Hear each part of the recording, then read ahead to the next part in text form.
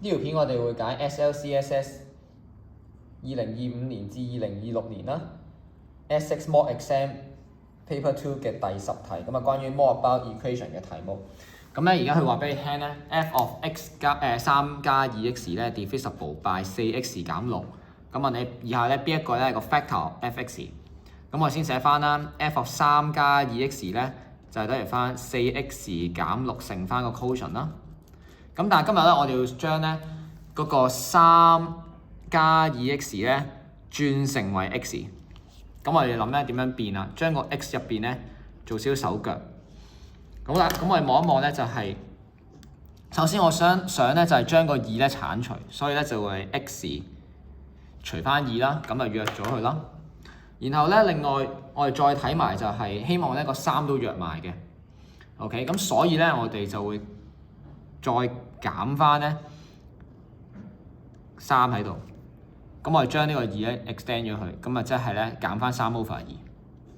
然後將後面咧個 4x 入邊嗰個 x 咧都轉翻做咧 x 減3 over 2，係啦。然後其他 keep 翻住減6啦，同埋 q 咧就係 x 減3 over 2。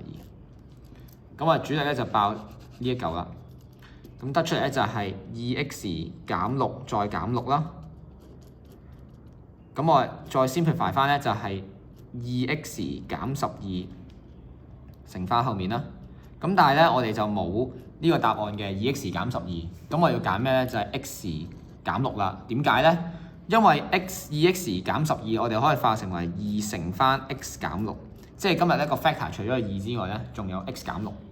咁呢個咧就係我哋嘅 method one， 係啦。method one 咧我哋可以咁樣去計啦。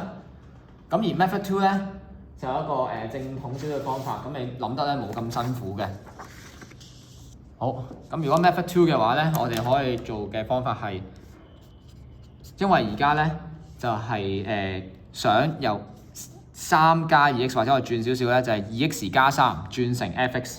咁我哋咧可以 let 翻 y 咧等於翻咧 2x 加3。咁然後做翻 change subject 啦 ，x 即係等於幾多咧？就係、y 減3 over 2。咁心水清嘅同學就係知啦。呢個位我 change 咗 subject 咧，其實同我紅色都係一樣嘅。咁跟住然後咧，我哋就再將 f of y 咧就等於翻4乘翻呢個咧 ，OK，y 減3 over 2啦，同埋咧減6，再乘翻咧我哋 q of x 減3，即係 y 減3 over 2。咁其實咧真係化翻我哋嘅。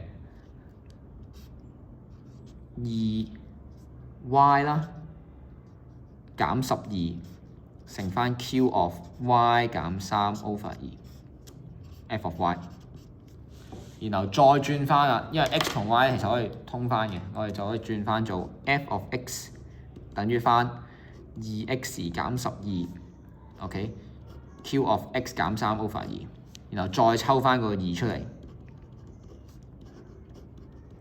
咁同樣地咧。